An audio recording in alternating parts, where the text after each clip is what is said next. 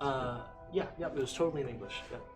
So, thank you for the nice music, Corbin. You're welcome. It's Minecraft Lo-Fi. Heck yeah. I thought it fit the bill. It does. All right, Corbin, lean in a little bit. Oh. Nathan, were you? Did you watch the previous events? I have missed a couple of sessions, but I've mostly been Okay, gotcha. in on the Gotcha. Twitch stuff. So this is kind of an interesting meetup in that Could you let somebody it in? is. Thank you so much. It has only been like 2 weeks since our previous meeting. Yeah. Right? Like, I'll explain in a moment why it had to be today. But I do worry about fatigue if you hold these too often. Yep. Right? And we don't have a ton of community projects tonight, so Corbin has a special presentation for us. Yeah. It's super well prepared and planned. I'm familiar with that type of presentation. Heck yeah. Let's see. Oh yes, very well prepared. Thank you, Harper. Oh, someone just unmuted. Oh gosh. I'm nervous. That's okay. Okay. 10 out of 10 preparedness. If we get a troll who starts talking, rest in peace, Twitch stream. Yeah. If they start talking, it's okay. I'll just mute. I got a mute button. There you go. We got this down pat now. Come to a meeting, start talking, banhammer right away. Like, oh, what was I supposed to do?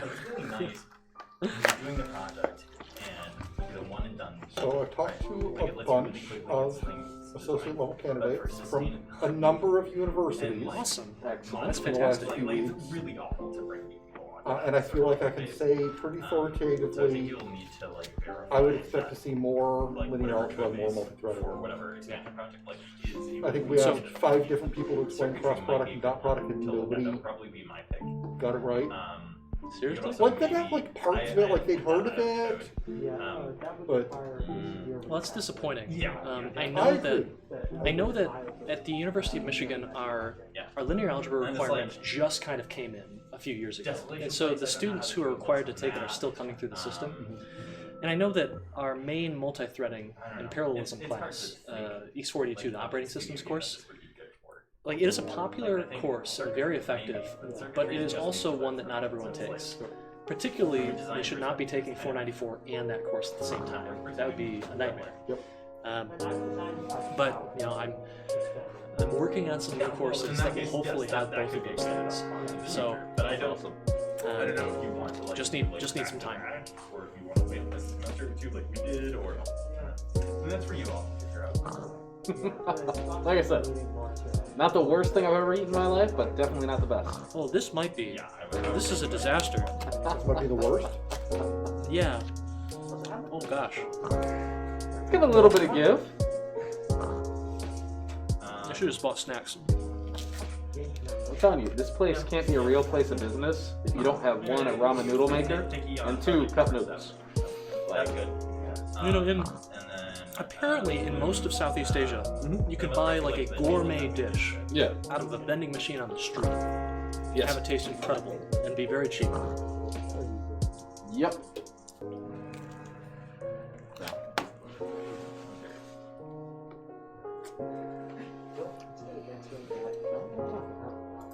Oh, we still got space. Minecraft's queuing in through Discord, yeah? The Minecraft team's queuing in through Discord in an hour? Cool. Yep. I just spotted the antlers. The antler. Yes. I'm not sure what came over me. My persona, maybe.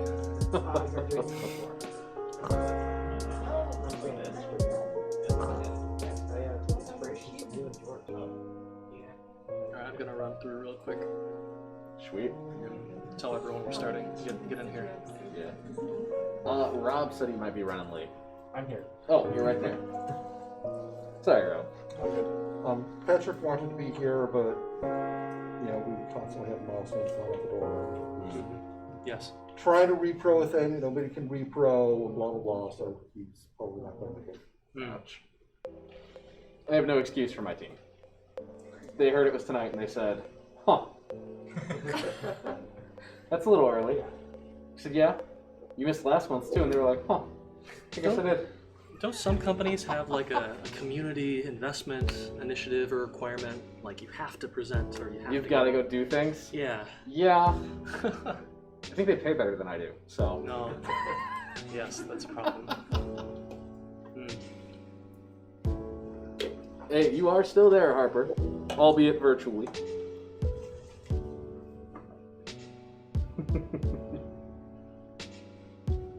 No, it's a far drive for quite a few of them. Yeah, it's tough. So. Yeah, Corbin, I can ask you, how far is your office from here? Here, 25-ish minutes, maybe? Oh, okay. Are there any buses? They don't. So that's the really annoying part. No buses go to Saline. So, yeah.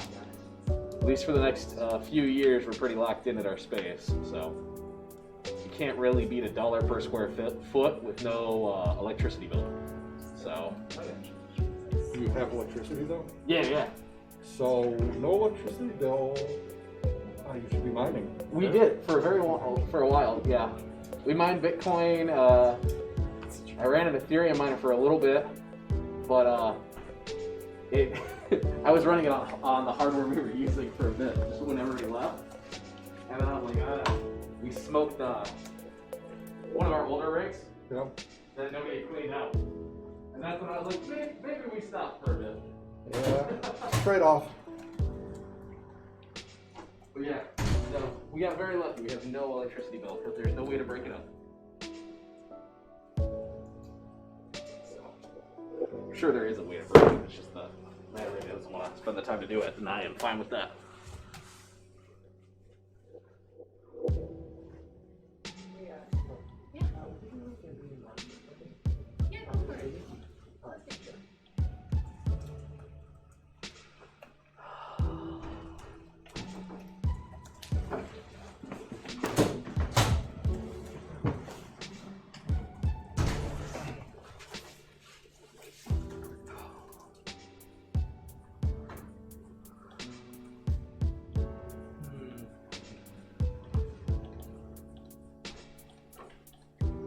Austin, you said you'll be monitoring Twitch chat, right? Yeah, I'll be monitoring Twitch just to make sure the audio is coming through and all that. Cool. I won't be able to see the chat, so. All right, everyone who's watching online, we will be starting in about 5 minutes or so. Thank you for your patience. 5 minutes. I scared the team half to death. I told them that I had thought about applying for a job the other day. They all had a panic moment. I was like, no, not a real job. One at an escape room, and they're like, why? Because I used to do a bunch of random jobs in college, and I was a Sporkle trivia host for like a year. Just randomly, I applied for it and then ended up doing it like a year, first thing in the morning, from like 10 to like 2 a.m. And I was like, man, this looks like fun. I've never done an escape room, but I feel like it'd be fun to be a part of like that experience. But yeah, we did quite a bit of Sporkle over the lock-in. They did it virtually for a while, didn't they? Yeah. That's awesome. We'd be playing with people like Wisconsin. That's awesome. It was a fun time. They're good people. Okay, Robert Marzek. Okay, our first person is going to be Daniel Tian. Cool. 2 space showcase. I'm not sure what that is. Okay. But we'll find out soon. Then Very Robert Marzek, and then you. Okay. Awesome. Heck yeah. So we currently have 699 registered members. Cool. Which is disappointing because you can't say we have 699 members. No. You have to say like 650 plus. Is that on the meetup? As soon as you get to 700 though. Over 600. 700. Yeah. Yo, if you're in the Discord call and you have not joined us on Meetup, a Meetup account is free. Go do it. We want to pad our numbers. I believe in you. It's not free for me. No.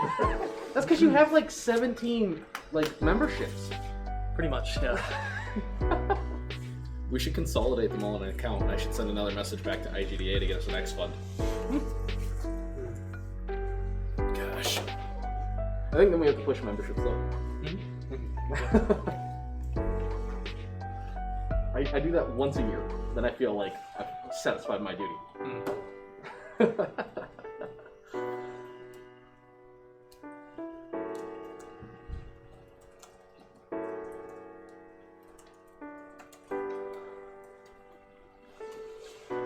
Ooh, how's everyone doing?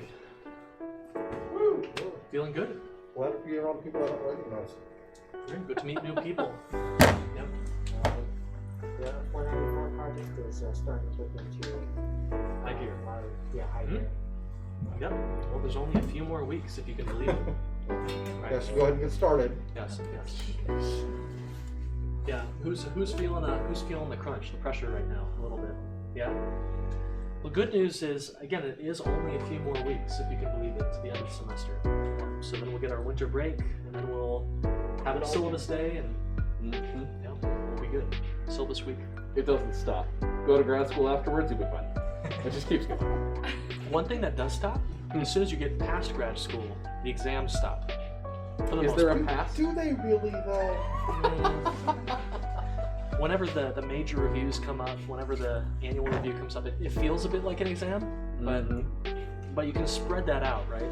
You can tackle that challenge over several weeks instead of a 1-2 hour block where you might get messed up or not feel inspired or get sick or something. I like it a lot more. School helps me set my schedule. Yeah.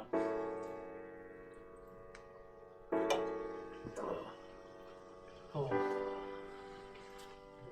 How's your tracking going? It's going well. I do feel like everyone's getting bored of seeing it every single month. So we got some new costumes, so you can unlock them by playing through the game. It does seem like a pretty good reward to give people these days. Has anyone played the latest Crash Bandicoot? So Crash Bandicoot 4, yeah, has an unlockable costume for every single stage in the entire game, and it's pretty impressive. Yeah, put a lot of work into that, but it feels great. Because you can outsource artwork. Mm-hmm. Yep. Yeah. Pretty easy to parallelize. Yep. Yeah, I've gotten to a point. All of that in 1 week? Yeah. Yeah, I've gotten to a point in my games, right? It's pretty much a 5-minute thing when I get a new 3D model. Just new geometry. You know, throw it into Mixamo, get it auto-rigged, throw it into the project in a certain standard format, and boom, it can be loaded in and it all works. Which is pretty fun. It would be better if you could just automate that entire process. Yep. Just one button. Yep, that's right. I don't know if Mixamo has public APIs though to do that. No, there's other auto riggers though. Yeah, there are. Yeah. Are they any good? You gotta dial them in. Blender has one. Yeah. Maya has one. I have not tried one. Maya's auto rigger though is kind of garbage, but My impression was that Mixamo got popular because it was the first good auto rigger. pretty much. Yeah. And it still needs some intervention from the human to say like where are the knees, where the wrists, where the elbows. And if you do anything weird, it just works. I have mostly my characters are humans. Yeah. I have one dog though. That's gonna be trouble. That's not gonna work. Yeah, it's gonna require custom stuff. Did our camera just go out? Okay, so is Daniel 10 in the Discord server, Corbin? Yeah, I'm here. Oh, you're here in person. All right, fantastic. You're going first. Awesome. No pressure. So if you have something you want to show off, I believe we can get you up here, right? Is that what we're doing? Yeah, so if you'd like to show something off and you have a PowerPoint, what we ask you to do is we ask you to join the Discord and then share your screen, and we will recast it on Twitch and everybody else.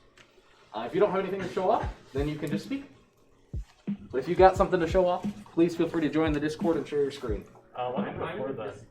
I have something at home for my presentation. I have to clear back for that. What's the wait, so you have something you want to present? Yeah, I have a presentation, but I'm Awesome. missing part of it at home. I run back for like. Oh yeah, you can totally run back. You've got probably about 15 minutes, okay? I think I could make One more time. All right, sounds good. Could you type in the presenter Q&A for me really fast, just so I can grab your name? I really like the back of his shirt. What's that? I really like the back of his shirt. Nice, okay. Oh, Starlight. I don't know why I thought you said Stormwind, and I was about to nerd out with you, but I knew it. Starlight's cool too. So you'll have to jump in the live meeting chat room, there you go. mute your mic,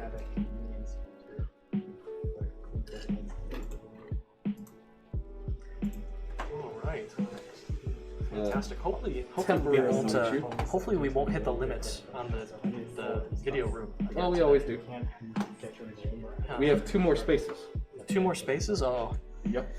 we're gonna have to start soliciting donations or something. Except that the standards are really Yeah. so like you don't have Know of any big studios around here who might be interested, Corbin? so I'm broke. I have a roundabout thing that I do, which But I heard Stardock's doing pretty okay. basically Just kidding. We don't need donations. We don't need donations. We're fine. You have to go through operations for that. That's, I want to detect that is not my purpose. Yes. if you pass them if the first type All right, Daniel, you ready to go? it should just pass for Just a moment. All right, we'll go ahead and get started. So I'm like I can So, ladies and gentlemen, thank you so much for coming. We have an awesome crowd here in person. We have an awesome crowd online. Thank you all for attending. I want to apologize if it seems like we just saw each other last week. Well, that's not quite true, but almost, right? So we had our last event on the 28th, and that was a really great event. But the problem, though, is that the 4th Thursday of this month won't quite work. Can anyone think of why? I'll be What's- out of town. What's that? I'll be out of town. Right, so we had to have it when Nathan was going to be here. But also, what happens on the 25th of this? Anyone? Thanksgiving, come on, right? So we can't have this on Thanksgiving. We also couldn't have this on the 18th because Sucker Punch will be talking with Wolverine Soft on the 18th. Another fantastic event you should consider joining. But so here we are on the 11th, and we thank you all so much for joining us. Here's the structure of this night. So we typically do an hour with an industry guest. In this case, we have Ayana Adegay of Mojang, who is one of my earliest students, and who's going to kind of talk about what she does at Mojang as a gameplay engineer, talk about some of the things that goes on there, give us some fun stories, hopefully. It's going to be a fantastic talk. That is happening at 8. Until then, we have Community Showcase, which is where we allow anyone to just come up. They've got 5 minutes to show us or show us anything they want or talk to us about anything, and then we have 5 minutes to ask questions, okay? So when people are presenting, be sure to start thinking about some questions to ask. And first up, we have Daniel Tian to show us something pretty interesting. I don't think I've heard about it before. Are you ready to go? I think I am. Can I present my screen or something? Yep, you just hit the share screen button. Bottom left-hand corner of Discord. Do I need to mute that? No. All right. It's going to be picking up his audio from here. I hope we'll be able to hear it. All right, Daniel, let me know when you're ready to go, and I'll go ahead and give you your 5 minutes, okay? I guess we can get started. I guess we can get started now. So hi, my name is Daniel Tian. I'm a freshman here at Crowdfunding. I'm still very new to game development. What I'm presenting here is actually my first game, to space. I've always kind of seen games as kind of an art form, as in, and we have like books, which is the traditional storytelling, then like theater that builds off of it with like visuals, and then we have like film that has like a musical element, and now we are led to games, which adds a gameplay interactiveness element to the traditional forms of storytelling, and it's a lot of these ideas, especially when it comes to mixing these parts together, that really drove my development of To Space. Now, this game is like a 30-minute game, so I don't know how I'm going to present this in 5 minutes, but we'll see. So in this game, it's a story-based game. It takes place in a post-apocalyptic world where the life as we know it is going to die. Everyone who is left is forced to live underground in colonies to hide from these monsters called superiors that you'll see in a bit. And the backstory is that there's oops, I did not mean to do that. First time you never saw that. I accidentally hit my debug controls. But yeah, this is how the gameplay works. You play as David, who is one of the last people alive, and he has one last goal in life, and that is to head to space. So, oh my god. So yeah. Let me just give you a bit of the story here. So yeah, there's like a lot. It's a dialogue-based game. Of course, I won't have enough time to show all of it. But I have but I had a lot of ideas going into this game.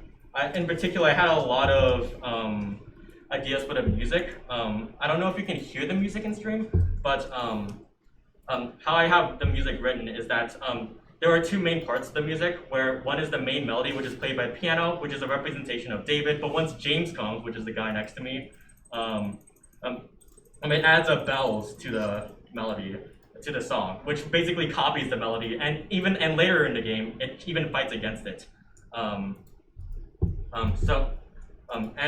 I really want it to be like kind of a representation of regret. And when I built this game, I wanted to really instill the feeling of what a person would go through during the last minutes of his life when when his last goal is to head to space. Yes. Oh shit, I won't be able to show I don't think I'll have enough time to show the boss fight. You can keep going while we ask questions. Yeah, alright, no, that's fair. Yeah, I'm using debug controls to just teleporting everywhere so I can progress to this game faster. But awesome. Yeah, that's time, right? That's time. All right, what questions do we have, team? And I'll start with one. So when you were playing, it looked like the dialogue and text at the bottom of the screen was kind of progressing while you were kind of doing action, moving around, and often in these kind of games you're actually forced to stop while you have a conversation. Why do you choose to let the player kind of continue running around and making decisions while the dialogue progressed? I've always liked games where you're able to do things instead of just having to wait for dialogue to finish. I've always found it to be kind of a break in games when you just sit around waiting for dialogue to finish. So I wanted to give the players the option to like move around and still play the game while the dialogue is still going on.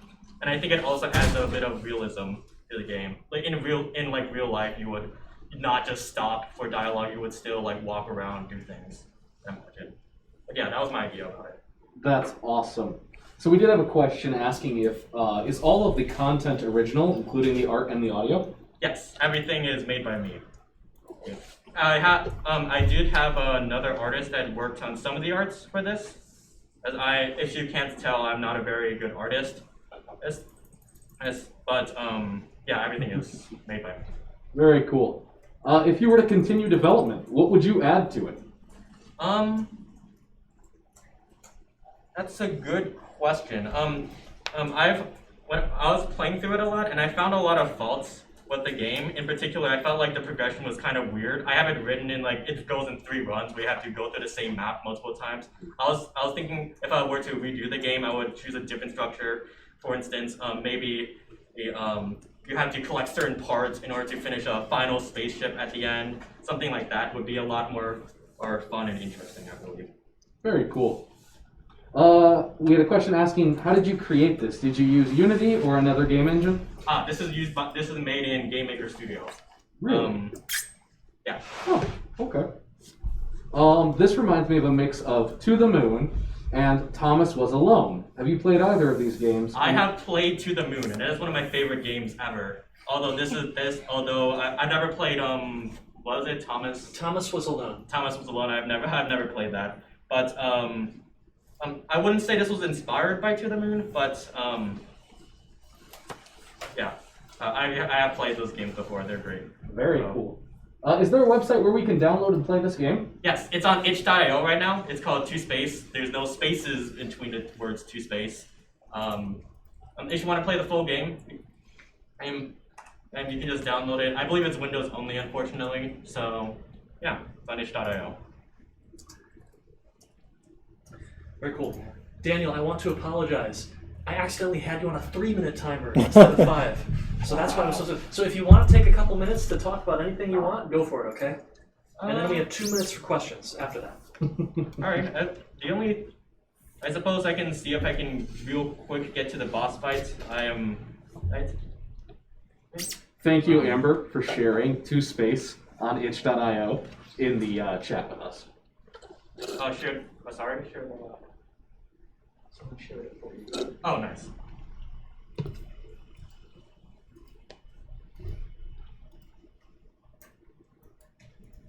Okay. Do we have any more questions? How did you record the audio? The audio? It's not recorded. I made it with FL Studio. Okay. Very cool. But you still like put it out to like a WAV file? For example? Yeah. FL Studio has like exports and stuff. What inspired your choice to have the theme surround space? Oh, oops. It's a good question. I don't know. I based the idea of because I've always seen space as kind of like the last frontier. Or it's one of the ultimate goals humanity reaches towards. And I was thinking, what is required of a human in order to get into space? And that was the main basis of this game. Very cool. How long have you been working on this game? This was made during a game jam, actually. So most of it was made in 48 hours. I did work on it a bit on and off to finish, in particular this boss fight and a lot of other stuff. But yeah, it did. This was completely finished in the span of 3 weeks, I believe. Very cool. When do you plan to is it already in its launch state, or are you gonna do a little bit more updating before you launch it? What are your plans for it? I think this version will be the finished version. If people are particularly interested about it, I might try to revamp it a lot. Of course, a lot of the artwork and stuff is not the best, but yeah, for now it's in its final state. Very cool. I'll make a comment. That sketchy style on the boss is pretty striking. Yeah. Very unique. I like it a lot. Thank you. That was the only thing I can do. It's good. Did you use GML or drag and drop? I use GML. I don't know what's up with drag and drop language, but I've never used it. Very cool. Okay, 60 seconds. Any final questions? We're all good. All right. Awesome. Daniel, thank you so much. All right, next up we have Robert Marzek. Are you here, Robert? Oh, is he not here back? He's not I back? don't think he's made it back. Oh my gosh. Does anyone have any community announcements while Robert runs through the rain? Go ahead, Nikhil. The Wolverine Soft Turkey Jam, a game jam hosted by Wolverine Soft, is going to happen starting tomorrow, ending Sunday. It's a 48-hour event hosted in the BBB, which is where we host Wolverine Soft meetings. There's also, as Austin Yarger mentioned a few minutes ago, a Q&A on the 18th with Apoorva from Sucker Punch Studios. So it's a student-focused Q&A, but if you are interested in learning more about AAA industry, then I recommend you go to that. We have virtual options to attend that in our Discord. Very cool. Go ahead, Nathan. Hi, I'm Nathan Hamish. I'm with Stardock Entertainment out in Plymouth. We have a number of positions open right now, and I would anticipate that continuing to be the case, although the future is always unknown. But we've got at least one associate game dev position open. Also, we're looking for a AAA art director and AAA lead designer, but I suspect you guys may need a few years on that. But if you know somebody, send them my way. Yeah. Very cool. Awesome.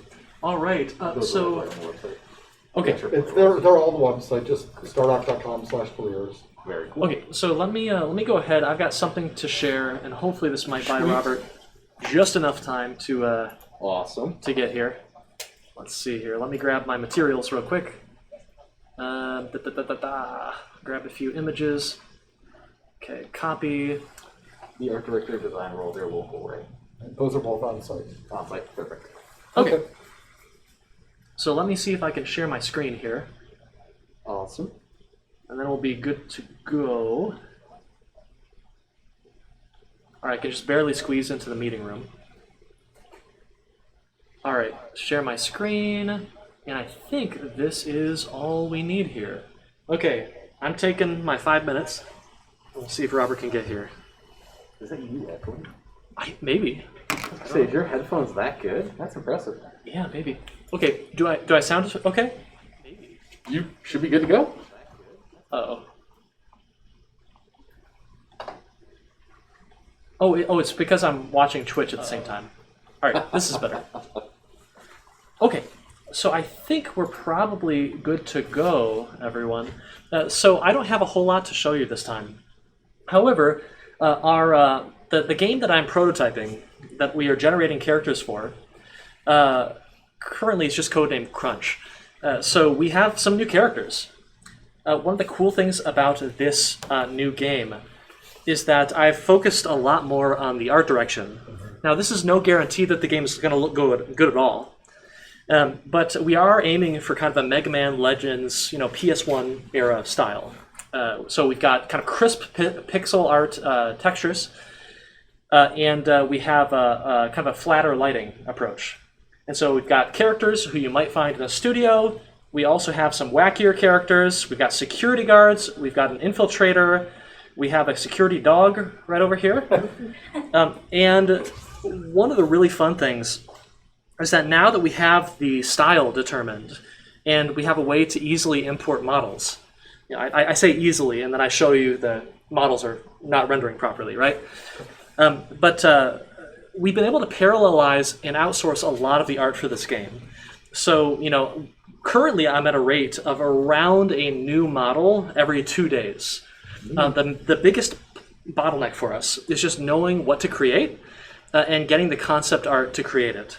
Sometimes we have, we're so backed up with the concept art that we take characters from other games and say, can you 3D model this?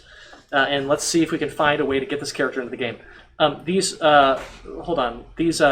characters right here, the security guard characters, are from a previous title of mine that I was working on that is currently in development hell. And so, security guards could, be at a game studio, and so let's get them a job, right? So anyway, we have these new characters. We have a lineup right here, I believe. And so the game, if you compare this to Greek Tragedy, is already stylistically way more cohesive. And so I think this will make it a lot easier to advertise the game. These characters, going back to the pipeline, each one of them cost me, I think, about $80 to get.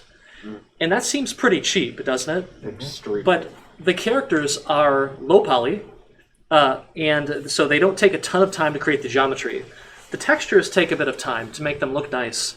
However, all we really need is geometry plus the textures and materials, because we can take these characters and we can get a pretty darn good result out of the Mixamo auto rigger. And as soon as we have a Mixamo rig, we can apply a vast library of animations to these characters. We can almost always find something that is good enough for what we need. And when you put them in the game, they look pretty good. Not perfect, but for anything custom we need, we can take that auto rig and that animation, and we can give it to our artist, and they can flesh out the animation, make it look a bit better. Getting that pipeline to be as cheap as it is really important, because we don't have a lot of funding for this project. And so, that just keeping things cheap is going to be a lot better for us. If you think to Greek Tragedy, it's a game that essentially has 3 main characters, and so that's a big problem with the game, right? People love characters. If you have very few characters and people don't latch on to any of them, they're in trouble. However, with many more characters, hopefully you can find some that someone likes, right, when they play the game. So the characters right now, like many of them, pretty much they all look like they're very athletic. And I don't know how realistic that is for a game studio. So we're definitely going to be adding some more varied and more diverse characters in soon. We aim to have around 20 to 25 characters so that you have options for hiring when you go to staff up your game studio. And so that when you play the game, you run into different characters, kind of Animal Crossing styles, and you might have a very different experience based on who you run into and who you can hire. And so I'm really excited about that.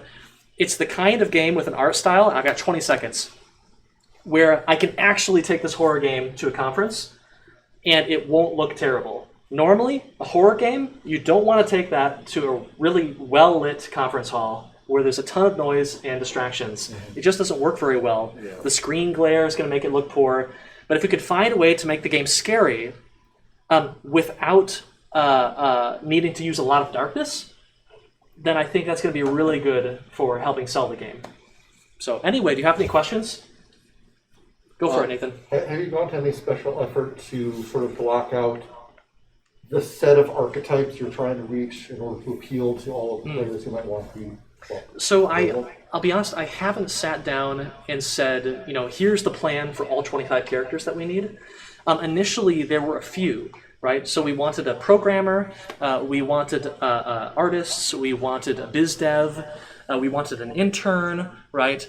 We wanted some measure of security, we wanted janitorial or equipment staff. But the thing is, what we want to do for each character is we want them to have a distribution of skills. So someone who is a small studio, you wear a lot of hats. So someone might be specialized in programming, but they also might be able to lend a hand when it comes to audio production, right? And so we want every character to have multiple utilities, and we want them to be able to level themselves up if you force them to do a certain kind of work. That might make it a little bit easier. Maybe you have a run where you just have a hard time hiring programmers. You might be able to get by finding people who are kind of medium tier in that regard and then training them up. But I haven't explicitly said here all 25 characters. We've kind of been filling gaps, and then when we get an idea, we try a few in that new archetype. Maybe it's a little bit sloppy, but I've always had a hard time sitting down and planning out an entire game, because I do feel like when I do that, I end up scrapping the plan when I implement it, and it just turns out not to work, right? It's so hard to look at a design and say, I think this is going to work, until you've got it in and you're trying it out and experimenting. People could do it, but I'm bad. Thank you. Any questions? Any other questions? We got When do you think you'll get something playable out for Crunch? playable. So currently I'm finishing up Greek Tragedy. I am kind of designing Crunch in the vein of kind of a combination of the early Resident Evil survival horror games and Five Nights at Freddy's, where Greek Tragedy has you kind of progressing through a large map and going to different places and solving puzzles. Here, I want it to be a little bit more of a management sim, where you are in kind of one area, one building that evolves over time as the story progresses, and you're trying to manage it in different ways to progress faster or progress in different ways. Maybe you've got some secrets you're trying to unlock over the course of many days while keeping your studio alive. I forgot the original question, but I hope that was useful. What was the original question? When do you think you'll have something playable? After Greek Tragedy. We're doing a port currently, and so I'm fighting a lot with optimization for the Switch. It looks like we're going to hit 60 FPS pretty soon on it, due to some of the techniques I told you about last time. But as soon as that's done, I'll move over and start actually prototyping it. It's going to be really nice to have a lot of assets in the game and kind of a defined direction before I start engineering and implementing it all. That'll be kind of nice. Cool. Yeah. We got about 60 seconds. Any final questions? No? All right. Thank you so much, everyone.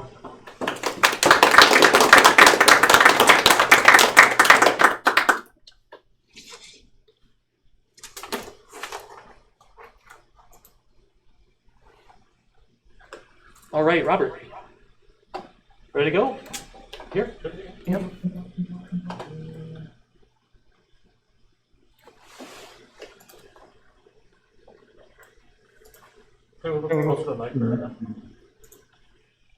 Alrighty. You can now share your screen.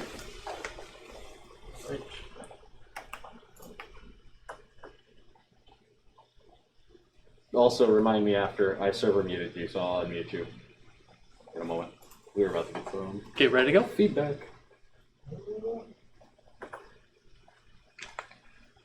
There we go. 3, 2, 1. 5 minutes. Go.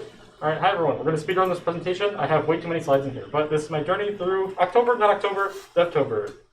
So quick intro about me. I'm Marzek. I'm a junior studying computer science in Michigan. I'm a programmer, game developer, app developer, figuring that out, but right now I'm giving a presentation. All right, so first of all, what is Devtober? I found this on itch.io. For a while I've been kind of slacking working on personal stuff. I'm like, hey, when they'll just get into something, do something I'm proud of for once. After taking a big break from things. So Devtober is a personal challenge. You work on the game a little bit every day, post your progress on social media. For me, that was doing posts for Twitter, LinkedIn, and my own blog.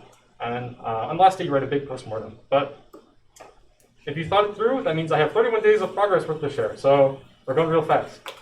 So first of all, one big thing that motivated me to start in October was Ludum Dare at the start of the month. So if you don't know, Ludum Dare is a biannual game jam. You have 72 hours of working solo, 48 to put a game together based on a theme. For Ludum Dare 49, this was unstable. So on my first day, I went to concepting. I was kind of busy that day. It started late, but I was like, hey, let's have an island let's have a town on the island on like a rocky piece of, or an unstable piece of rock going back and forth, and you're trying to balance it. So some concept art to throw together. Next day, we started getting into the work. Now we have a concept come together. You know, we have to drag different buildings at different plots on this island, make sure it doesn't tip over one way or another. As you see, as if weight goes on one side, it starts to tip over too far, and then you have to rebalance the other, make sure not to fall into the ocean. So a bit rough here, but day 3, kind of have a completed game. So now you're going back and forth. There's a meter of happiness for people there. You have a clear indicator of what's coming in, and like a timer. Of course, you can't fall into the water in a pretty convenient fashion. Rules are pretty cool. I ended up doing pretty well in the theme category, 25th out of about 700 other projects. So I was pretty proud of that for my first solo run through Ludum Dare. So there's that. You can also try out here. I'll give you all a second to punch in that link when I give the game a go. It's pretty short, but it's a pretty fun time.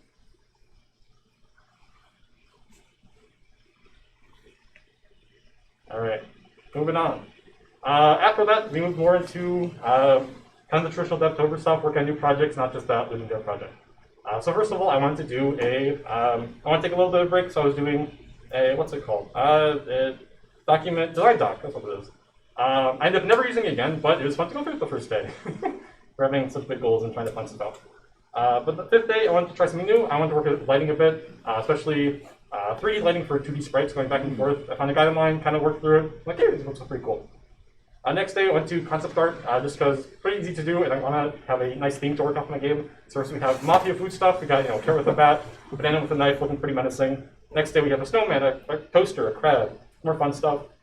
Another day of bees, a card, a bird. I really like that bird. Probably going back to it, but for now, it is what it is. And day 9, I landed on this cupcake and a cookie, and I really like this cupcake. So next day, we tossed it into the game. Now he's walking back and forth with that lighting still, looking good. Next day, we concept some attacks, so maybe meteors, some slashes, a lollipop that you attack with, like a mallet or something. This slide's missing something. Let's go to the next one. Wait, this one, Actually, the next few slides, the next few days, I kind of just didn't have stuff to do because I was running a hackathon, midterms were popping up, class projects. No good! I needed a break. But a bit after that, we got back into the swing of things, and now we have a working game. So the idea here is you queue up attacks, and every turn there's repeated. So kind of building on yourself to do different things. So you can attack or heal, pretty simple stuff, and try to take down some new cupcake that's stacking fast. Alright, so next day, we have some animations coming in. You have different slashes and heals coming up. Now the game feels a bit more like a game rather than just text appearing and things happening and numbers changing. Alright, next day we got health bars, kind of adding that feel of, hey, something's going on here, not just numbers. Next day, we're trying out some backgrounds. I threw together like a mineshaft cave theme. Didn't really like it, didn't look too good. So next day, I went to kind of concept thing it again. So now we have a spaceship in the library. I really like the spaceship, so you guessed it. Now we go in here with flashing lights. And something scary is going on. Why is this cupcake all red and menacing and lit up, and why is it dark? Lots of questions here, but really fun theme. After that, we decided to throw in a robot. You can't attack another cupcake. Now we got an enemy who's rocketed back and forth to hunt you, they have to take down. After that, I went to some more concept things. So what other enemies are there like? Maybe an alien, a meteor, and a bit after that, we went to kind of animating stuff again. 60 seconds. All right. So we have different, in the corner, if you see now, instead of having text piling up, you have different icons, something making it more clear, more fun, that what you're doing. And then we get the meteor in there. He's spinning around, bounce up and down, he's all lit up and bright. Very cool. Next day, we actually have the game ending, so you can actually kill this dude. We're going to wait it out, it'll fade to black, and you transition on, and you go to the next thing. So we have finally a gameplay loop. And on this last day, we've got audio, but I can't share it, it's a presentation, but that's all right. So. Go try it out. Here's a link, just the same one. Change the 1 to 2. I blame Unity for horrible web build tag. I don't know why, but it is what it is.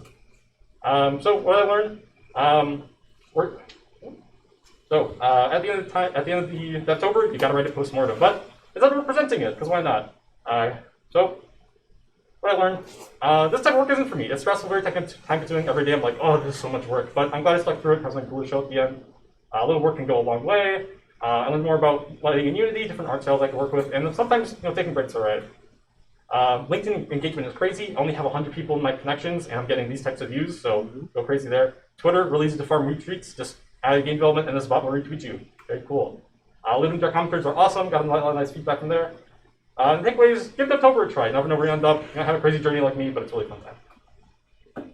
All right, time. Well done. Thank you. Did not expect that to fit in 5 minutes. Do we have any questions? We have a comment. Would you like to share the comment? Yes, I really love the South Park style walking and animations. Extremely cheap, right? I imagine they didn't take you very time, but very effective for giving something a lot more personality.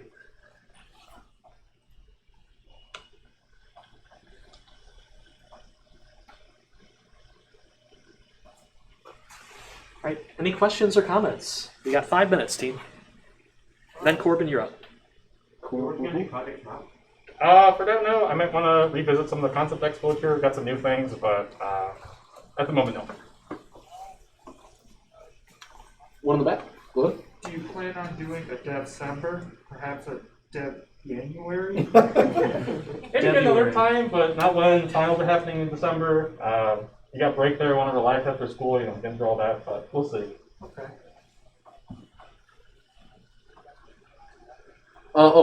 If you were to continue the project, what would you want to add? Definitely some depth to the gameplay. Right now, just attack or heal, and that's really boring to just, I need to balance the numbers.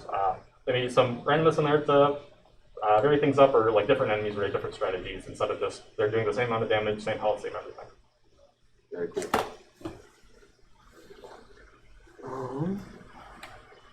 Looks like we had another one coming in. Yep. Prairieville.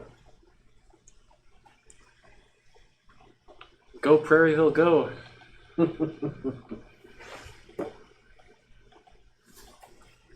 Any other questions or comments? Looks good. Good effort. Yeah, looks really fantastic. Good work for a month. Did you prepare any GDD or pre-planning before development of this project? I know you briefly touched on it. Not really. I had some concepts floating around, and I was like, I'm going to try to do this, but really just stray completely from that. I think it's more fun to kind of experiment around with that. Fair enough. Awesome. Well, I believe that's just about it. Thank you so much, Robert. Okay, next up, we have Corbin Reeves. And Corbin is going to be using the remaining 15 to 20 minutes or so that we have. Again, it is a little bit hard to have a big community showcase because we just did this like last week, right? Yeah. So we need time to get some cool stuff made. But Corbin is going to fill that time. He's got some very cool stuff to talk about. I have no idea why I did it that way. Hold on. So I need the rest of these tabs. Give me just a moment. Bring all these tabs over. Minecraft live. All right. A reminder, at 8 o'clock we will have Ayana. Yes. Reminder. Cool. All right. I'm going to go live on that. And I'm not going to share the screen, so they should be good in Discord. But I'm just going to get right into it because we got a little bit of time and we're going to get rocking with it. So last time I talked a little bit about some of the crazy stuff that we're doing with the Azure Ravens team, hunting some VC funding, pitching to different publishers and VCs and all of that, and trying to get in touch with them, which is honestly the hardest part of it all. The conversations go pretty smoothly. Like if they get you in the room, they want to talk to you. And so that's cool. But getting them to actually agree to hear you out, that's the hard part. But quick legal disclaimer so that I don't get myself in trouble. Anything that I talk about today is not a solicitation for cash. Do not give me money. I am going to be talking about something called equity crowdfunding, which is going to be one of the next steps that we do. Essentially, this big legal disclaimer says, I'm not asking you for cash. I'm not asking you to do anything. We're in the testing the waters phase, which means I'm not done with all the legal documents, and I don't want to get sued. So read the big thing, and then look at the bottom thing. This is not a sales pitch. This is a how-to guide. This is IGDA. If you ever want to fund your own studio or fund up your own project, this is a really cool opportunity. So let's jump into it. So our current funding strategy really kind of looks like this. We found that the best option for us, and I apologize to those of you on cam because I'm going to kind of look this way, is to kind of throw a bunch of darts at the wall and see what sticks when it comes to funding. We tried just doing VC outreach for a while. We had a bunch of really cool conversations. I got a ton of cell phone numbers from some really, really rich people. And then we got to the end of the conversation. They were like, I hope you learned a lot. Call me when you're done with the vertical slice. And I'm like, damn, Do you want to tell them your casino story? Oh, that was a nightmare. Basically, I had this awesome guy, and I say that, I'm sure he's a wonderful person. He wanted me to pitch the game. A friend of ours recommended them. Actually, my mother-in-law introduced us, kind of. And he wanted to read the project. Had no interest really in the game space, but he was huge into casino gaming. And asked me to come down to MGM Grand and drop off our entire business plan, executive summary, whole 9 yards, financial statements. And so I thought we were going to go see him. I get all dressed up. I get ready to go. He's like, I'll be in the VIP lounge. Come down here. I show up. He's not there. He says, give the documents to a host that he always works with, and he'll know what to do with it. I finally find the host. Host has no idea what to do with this. Has no idea what he wants me to do. They send me around. I talk to a bunch of MGM management. Finally, one of them goes, what's his last name? And I go, I don't know. Because he had not told me his last name. I had a cell phone number that he wasn't answering, nothing. So finally, they figured it out, because there's really not that many rich people who have like a dedicated room there with a dedicated host. So they were able to narrow it down. There's more than I thought. And then they were able to get him the document. So I drove back home. It was during the floods in Detroit where all of like the things flooded. Get back home. He calls me and asks me where I left the document because he's going in the next day. And I'm like, awesome. Reads the document and then calls me up and goes, hey, I want you to write me a white paper on why video games make money and why there's even an interest in the market. I'm like, well, if you read our marketing analysis, it is essentially a white paper on exactly what you asked. He goes, I read it. I want another one. Okay. I was like, well, I guess I can get together some things. The conversation kind of deteriorated as he started asking for more and more things that were basically just more grunt work to get me to eventually just kind of go, I don't know if we're quite the partners for each other. And he was a wonderful individual. This is to say that the life and journey of an entrepreneur Can can be start rough. to look like The Amazing Race. Yeah. And then the other VC that we talked to, I found that there's two VCs. There's VCs with a large amount of money, and then there's VCs with an unimaginable amount. And they are wildly different personalities. The first one wants you to jump through every hoop imaginable. The second one asks you what time you would like them to call you. And that is a very different approach when it comes to talking to people who have a lot of money. So right now we're looking at three options. We got equity crowdfunding. We got a vertical slice for VCs. We've got like 10 or so VC, like independent angel investors or venture capital groups who've said that they're interested in the project if we take it to a vertical slice and we can prove that it's actually a fun project and that we can actually deliver. Cool, that sounds good.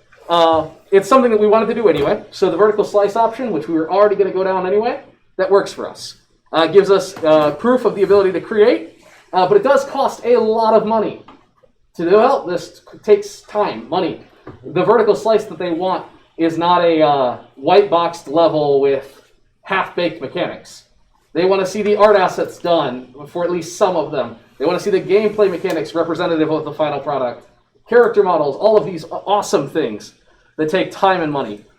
LinkedIn outreach. This I didn't think would work.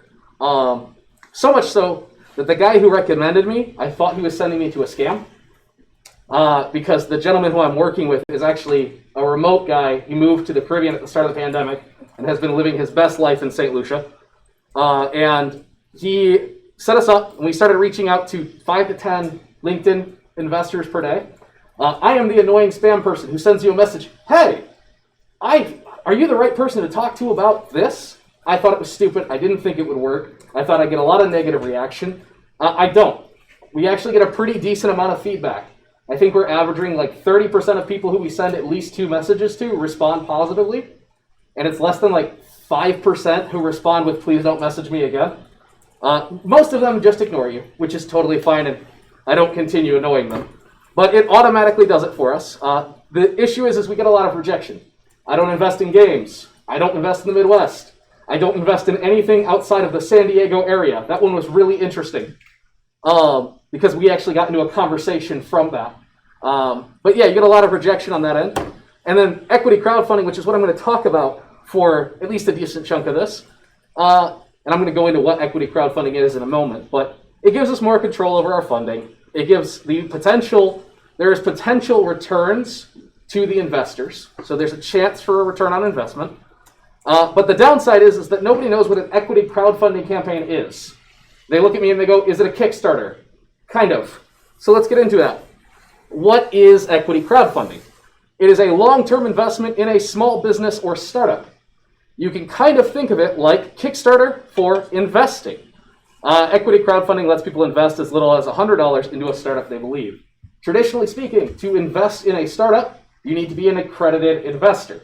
You have to prove to, I believe it's the federal government who says, hey, you've got to be knowledgeable enough to do this, to take these risks. My little slide thing had a little notes section that didn't pop up, but that's cool. But so essentially, unlike Kickstarter, you're not buying the rewards. So when you do a Kickstarter for the first time, you're buying the rewards, you want to see the game hit the finish line, you believe in the game, and it's something that you want to play. Or it's a product that you want to purchase or own. You don't get anything back when that product hits the market besides the product itself, depending on the tier that you purchase into. Equity crowdfunding is essentially, you give equity, future stock, a loan, whatever option it is, even through the partner that we're going with, WeFunder. You could do a revenue share model. It's really popular in the film industry. I've actually been talking to a buddy who is a director here in Michigan, whose next film is going on WeFunder after me and him had a conversation. Because WeFunder handles the really, really annoying legal aspect of getting you and I to agree on terms, sign a contract, and then later, how do I pay you? Especially with RevShare. So WeFunder takes kind of control of that. So in the case of this, like when I finish my film and I'm ready to pay out my investors, they're 125% until they earn back their money. They're 100% return until they earn 125%, whatever they do for the film thing. I pay WeFunder, and then WeFunder pays all of you. I don't handle that, which is super awesome, and it saves a ton of money. It's not all sunshines and rainbows, though, and I'm going to show you under the hood to what it kind of looks like. So, WeFunder is free, by the way. I also asked them if I could do this, and they said, yeah, it was fine. So that was cool. You kind of throw in a bunch of like little hot topic statements. A crowd-owned game studio delivering premium experiences. You want it to be kind of flashy. You throw in some things in here, what you think it's about.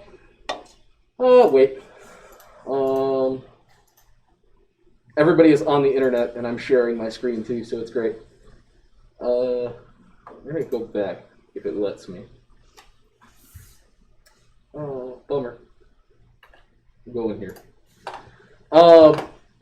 Do not go to this link. It's not set up yet. Don't do anything. Also, this is not a solicitation, so don't go there. This is just a how-to campaign. But it gives an overview. Hey, who is this? Who are some of these people here? Who is some of our team members? A lot of things are missing. We're not ready yet. Don't panic. But then you create this whole pitch. You tell the story. Crowd-owned game studio. What are we doing? What's our plans? A lot of fancy words. Hey, Corbin, Yeah. if I'm up there and your advisors, what You're percentage 100%. cut do I get? You get paid, as we talked about. I get paid? Yeah, well, if you advise. Oh, okay. That's the great thing about contract. And then you just add in all of the stuff about what you're doing, some of the plans that you've got going on, marketing, why you should invest.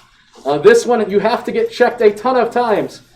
This fun disclaimer here is so that we don't get sued or anybody claims anything, even though we're not really selling anything like that. It's just, you put in the fancy words. Join us, all of that fun stuff, load in a bunch of art. For us, what we ended up doing is we went with what's called a SAFE. It is a simple agreement for future equity. I have no idea how much we're worth. We have no idea whatsoever. From talking with various VCs, we have a ballpark range on what numbers they were thinking about investing at for the amount of money we're asking for.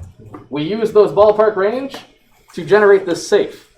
The way the SAFE works for us is, as the founders, it protects us in the sense that if I go to a VC and the VC says, hey, your company is worth $6 million. Everybody who invested with us on WeFunder here, they get the company at a valuation of $5 million, of $6 million minus 20%, because there's a 20% discount on the SAFE. So even though we sold the stock at $8 million, and the investor wants to come in at $5, your stock we sold the agreement. The amount of money you put in will translate into stock equal to the share depending on the valuation of the company. Now the cool thing is if an investor comes in and says, hey, we think you're worth $100 million. Very, very, very, very extraordinarily unlikely. Not going to happen. But if they do, you still get to convert at an $8 million market cap. which means that you get more stock, more bang for your buck than the investor did, because he's valuing the company high. There is a lot more to it. WeFunder also does an amazing job with investor classes where they go through and explain everything, and they recommend that you read them. And they're in like 3-minute bites so that you can kind of read through the information, get the gist of it, and then links to learn more. But the very cool thing that is like Kickstarter is these investor perks. So you throw them in just like Kickstarter. You have them there. It's motivation, but you have to remember, when people are investing, 10 minutes? Okay. Is that when they're coming in, or is that? Okay, cool. When they're coming in, they're also getting future equity in your company if your company takes off, which is also when you fulfill all of these things, is when everything kind of starts to go. So you have to remember, with a Kickstarter, you can drown in the rewards and lose all of your money. If you drown in your rewards and lose all of your money in this campaign, you've really, really messed up. The whole point of us running this campaign is to raise enough money to finish the vertical slice, to bring it to the VC groups who've already given us a, hey, let's talk. Which is awesome, and to get us into the rooms with some other VC groups who have said, if you get it there, we'll at least look at it and then decide if we want to talk to you. And so the whole point is that you want to get this far enough down the line so that some other VC group or angel group sees what everybody else, what we've been pitching. Because the very cool part about what we've done so far is we've got a lot of, I like the idea, I like the product, I like everything about it, I like the projections. Let's see who else puts money in. That is the first thing that most VCs say, especially if they don't like to be the lead investors, which is very hard to convince a VC to do work, especially because they have so many companies that to do that work it's a pain in the ass. But yeah, so we set up all of our WeFunder stuff. It's really easy. You set up this edit the pitch thing, you go through, do all the stuff we said, you fill in the basics, fill in the team, fill in the story, answer a bunch of questions, select your privacy options. I should have just little mouse clicked that. The legalese stuff. If you do a safe, you will save a couple $1,000s on legal fees. I have, in my opinion, one of the best lawyers in the local area, Richard Ho. Very nice gentleman. I concur. Yeah, phenomenal. His indie fee, like the price he charges to indies and small businesses, you can't beat it. It is extraordinarily reasonable. Has anyone seen like Easy Allies or the Richard Hoke does a talk show with one of the really big game media Yes. companies, outlets. Yes. Remember, is that it? I Easy don't Allies, remember if or- it's that. I also know that he writes for talk Yeah. about a bunch of other places. Like he's the game dev lawyer, it seems. You're very lucky to have him in this community. Yes, That's right. Yes, we are. And he answers a lot of questions just as hey, as a friend, here's my answer, which is very, very cool. But when we talked about doing the safe and we came up with all those options, I think I spent 30 minutes picking his brain on it and he said by the end of the conversation, he had saved me thousands of dollars in legal fees by us deciding to go with that route right now. Because what we're doing is we're putting it on the VC later to cover all that bills, which is great. They do that. That's part of the agreement when you come to them, because they're going to rack up a massive legal bill. And usually they'll take care of the cost. But you have to fill out a bunch of stuff in the legal setup, and I don't think there's anything important in here that you could see, so that's cool. If you see anything, well, you do. It is what it is. You fill out your use of funds, things like that. The thing that will stop you is your financials. So if you've been around for as long as we have, unfortunately, because we took a while to get going, we have to get our financials not audited, but reviewed. They are different. If you talk to a CPA and they say they're not, they're lying. It's going to cost you a lot of money. We just got done with that conversation. Phenomenal CPA. I am absolutely certain that she runs a phenomenal CPA firm. She wanted to do a full audit. And by the end of our conversation, she's like, yeah, you could go public after we're done with this. I'm going to go through it so in depth. And I was like, that sounds extraordinarily expensive. $7,000? Yeah, no, can't do that. Can't cover that. That's why we're doing this. And so we found another CPA who's going to work with us, review our gap statements. Basically, they check to see, hey, do you actually pay your taxes and do you do it right? If so, you're good to go. But so once that's done, we can actually start collecting cash. We fill in all of these financial things and say all that stuff. Since we do still have some time, I'm going to jump into this, show off some of our art stuff, and talk a little bit more. Just as I kind of click through, but I'll also take questions on the equity crowdfunding. Also, at the end of the event, I can go into way more detail about it with anybody who is interested in doing this. It has been an awesome experience so far. The WeFunder team is super cool. They do take 7.5% of all funds raised.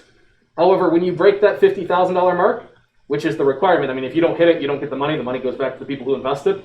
Once you break that $50,000 mark, they send out a email, basically, to their entire network of investors, and then they invite private investors, their VIPs, to view your page and speak with you. And then when you pass a $100,000 range, if you passed $100,000 raised, they start a marketing budget for you based on what they believe your final raise could be. And so if they look at you and go, hey, entertainment tends to raise, once we give them a marketing budget, between $250,000 and $500,000, well, here's the marketing budget that we want to put towards it, because they know what they'll get back. And so that's actually a really cool experience. The other thing, too, is their marketing team doesn't start putting money into the ad buys for you right away, but you can pick their brain relentlessly on the content that you want to sell ad buys on early. This is our blacksmith, by the way. We just got him back the other day. This is where he'll be working. This is our temporary player character. I say temporary because you can customize your character. That's how these games work. So you get to customize some things. But this is the one that we're going with for the vertical slice. 3 minutes. Cool. This is our Knight Captain. This is the first couple of passes on our Knight Captain. She is coming along awesomely. We'll probably do some more iterations on her to get her all cleaned up. Once she's textured, it'll look a lot better. We're adding in some of the detailing through texture work and bump maps, so that'll make life a lot easier. Then we have our tavern, and then we've got the first pass of the tavern without any post-processing stack shaders or LUTs on it. This is just a rip straight out of the editor. Pretty happy with the first results on it. Okay, questions about all of this stuff? We've got like 2 minutes. Let's go. If you got any? Yeah. So, seeing as you're so very good at raising money and doing businessy stuff, is there any hope of returning to game design? Yes. So actually, that is how I escaped doing all of this stuff. When somebody's like, "Hey, this document needs to be done for this legal thingy," and I'm like, "Oh man, sorry, I'm neck deep in other documents and other thingies." So right now we aren't having our engineers work on the vertical slice, which is awful. So I'm prototyping all of the mechanics myself in Engine. Thankfully, we're working in Unreal. It's a lot easier to prototype them.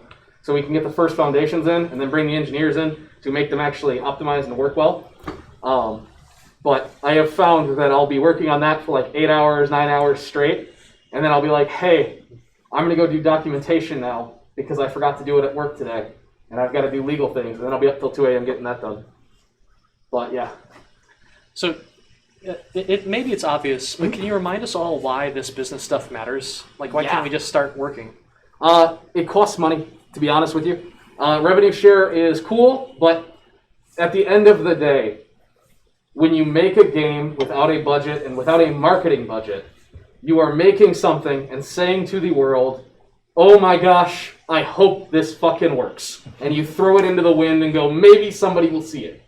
I mean, that if you were to open up a business just on the edge of Ann Arbor, and you were to go into downtown with a pack of flyers and throw that shit into the wind and hope that everybody sees it and comes to your new business, that is essentially what you're doing without a marketing budget. Can confirm. Yeah, it's indies do it all of the time, and sometimes they blow up and it's a success, and everybody goes, yeah, I'm going to be like that. No, you're not. It's not going to happen. So one of my favorite phrases from Nathan is like making games in the modern era feels like yelling into the void, right? Like you can make a fantastic game, and we've seen a lot of fantastic games from this area. Yeah. You know, go out and make barely a dent, right? And that's very frustrating. So this business stuff is important. Do we have any questions? Yeah. Also, it's not like we're revenue empty. Like we've been making money. I mean, we're on track to. I think we're on track to hit 60,000. We didn't really start doing contracts again until like almost June. And so we're on track to push that. We're still negative. Yeah. We're still negative. Game development is expensive. But yeah. So do we have any final questions? Then we'll take a break, and then we'll come back with Ayana. Question? So I was kind of looking at your art passes as you went through. What is the pipeline from that? Is it like from concept art to the 3D model? Yeah. So we used to do things without concept art. Horrible idea. Yeah. Never went well. Our 3D artists tried exceedingly hard, but it's very hard to make sure that two people are on the exact same wavelength when they have no idea what each other sees in their head. We get the concept art in first. Our concept artists are amazing. I love them to death. They turn things out at an absurd rate. And then our 3D art team starts on it. They do a pass on it, and they go, yes, I love this. This looks awesome. They show the team, and then the team very nicely picks it apart with them. And then by the end of it, they go, yeah, I see it too. And then another pass happens, and then another pass happens, and then another pass happens. And then finally, we're like, okay, this is pretty good. I think we can move forward. We might circle back later. It depends on timing and budget. But the one thing that we said, and we keep like kind of repeating as a mantra, in indie games, the first pass is often good enough, and that gets in the way of what it could potentially be. And a lot of game studios get stuck on that hill. And if we're trying to get the funding that we want to get, like if that's our goal, is to raise as much as we're getting, the first pass doesn't need to be good enough. We don't need to let good enough get in the way of what could be. But that's it. We're not dying on the hill of perfection. You can't. Awesome. Yeah. Any final questions? And then we'll take a break. Awesome. All right. So we'll come back in about 5 minutes with our industry talk. The restrooms are right around the corner. If you haven't yet, make sure that you say hi to the person next to you. Find out what their favorite game is, okay? And we will see you in 5 minutes. See you then. I don't know why I closed the Minecraft load button. You can, yeah, it's this one.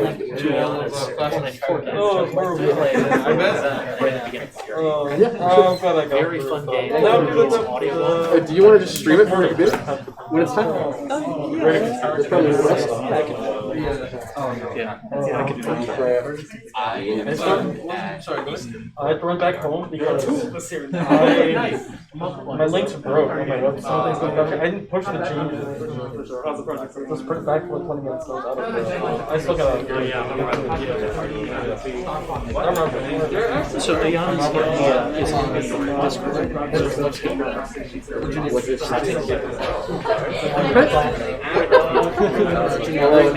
Yes.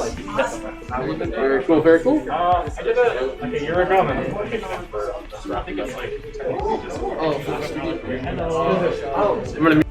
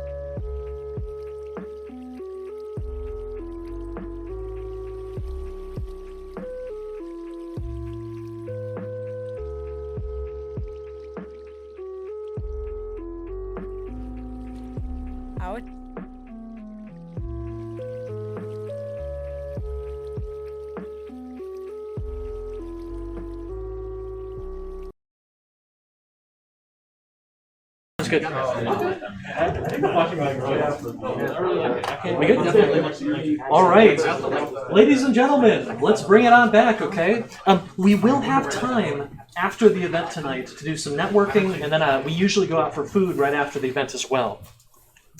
But tonight we have a really, really awesome guest, Ayana Adagai, who is working at Mojang right now as a gameplay engineer. She was one of my first students and did a spectacular job here at Michigan. And I want to see if we can get to Ayana on the line here. Ayana, can you hear me? Hello. Can hear you. Can you hear me? Does this sound okay? Oh, it looks like she's talking, but we can't quite hear her. Let's see. User volume up to 100%. Do you know if it doesn't look like you're muted, Ayana? Could be using the wrong audio device on her side. Maybe using the wrong audio device. You're not muted on our side. It's very interesting because it says. Wait, heard something. It's Josh. Yes, Josh. Thank you. We could hear you. So it's not us. Thank you. Yeah, I was gonna say I can actually hear her, but it's just very low. Oh, okay. Okay. We can barely hear you, Ayana. Yeah, I know what this is. It's a Microsoft problem. 1 second. Okay. She said it's a microphone problem. She's working on it. Oh, okay. So well, you know what, Ayana, while you work on that, we're going to show off the game you made for 494. Can we go ahead and restart the trailer? Audio up? Yeah, audio up. We'll mute here. Yep.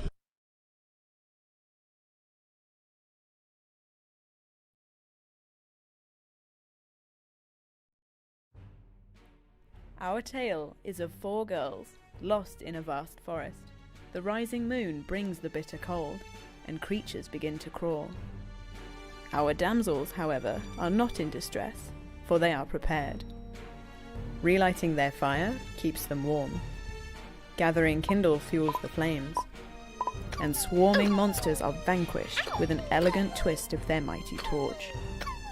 When overcome by the darkness and cold, the fire is our girls' reviving light. Only our brave girls can survive the mysterious forest of night.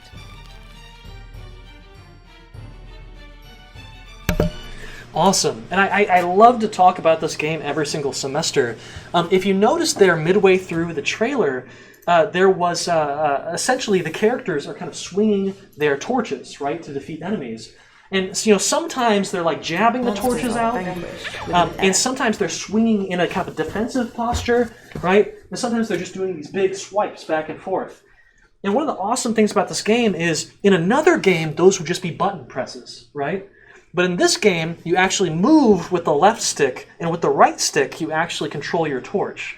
And as a result, you get this combat that is just expressive in a way that many games aren't, right? So if you want jabs, you can do that. If you want to do a Zelda-style quick spin, you can do that. And as a result, the entire combat system feels more responsive, it feels more expressive and interesting. It is really great stuff. And also the art style is really charming and cohesive as well. So a fantastic, fantastic game. Ayana, can you hear us? Is the microphone resolved? I can hear you. Can you hear me? I'm trying. Yes, it's a little bit quiet. We'll have to be very quiet on our end to hear you, but. And my volume's turned all the way up on you guys' side. Maybe we can turn up the volume on our TV here. Oh, here we go. Oh. All right. And Ayana, you don't need to use a webcam. We can hear you, but if you've got one and you want to use it, you can go for it. Okay. We're also going to mute ourselves in just a second.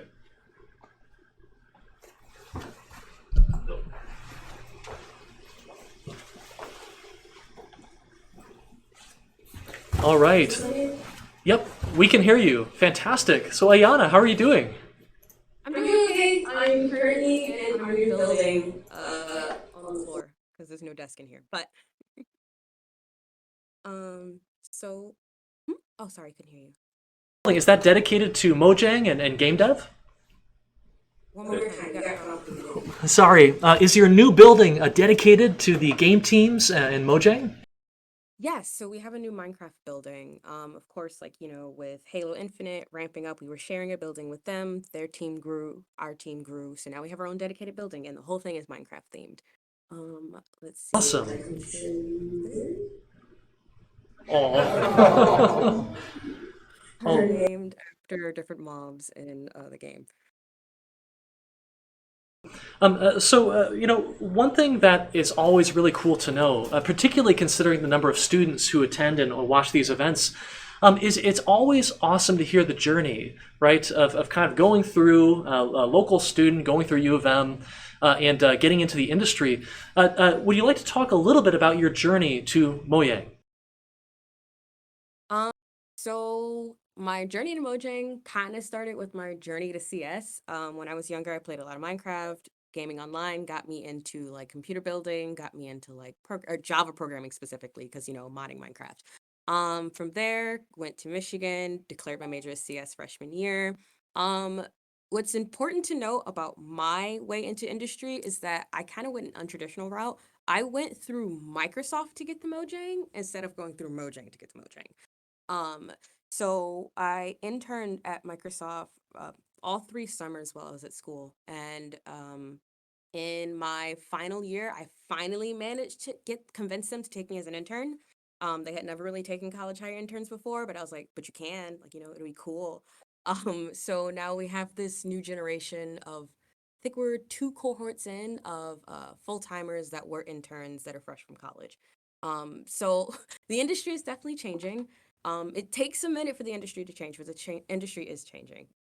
That's how I ended up here. Lots of persistence and begging and like being like a needle in someone's side. Fantastic! Oh, that's super super cool. One of the things is you're not just any engineer at Mojang. You are a gameplay engineer in particular.